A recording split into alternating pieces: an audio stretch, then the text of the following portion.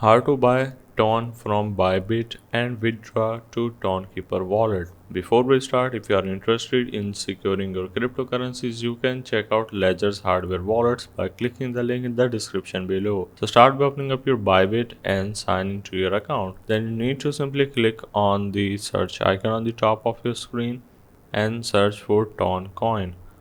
Once you search for the TON, you just gonna need to click on it. But personally, I like to purchase from one click buy feature, which is on the top. So simply click there, click on USDT on the top right, and simply search for TON coin. Once you click there, you just gonna need to enter the amount that you want to purchase. This is going to give you the estimate rate of your particular coin, and then click on the next button. Then you're gonna need to simply select your particular balance. You can also go with Apple Pay or bank card. Then click on deposit on the bottom of your screen. Now once you have received your TON into your BYBIT, you need to click on assets on the bottom right, then click on the withdraw, and then you just need to click on the search icon on the top and search for TON. Now you need to simply open up your TONKEEPER wallet, and once you are in, simply click on the TON coin and click on the receive button.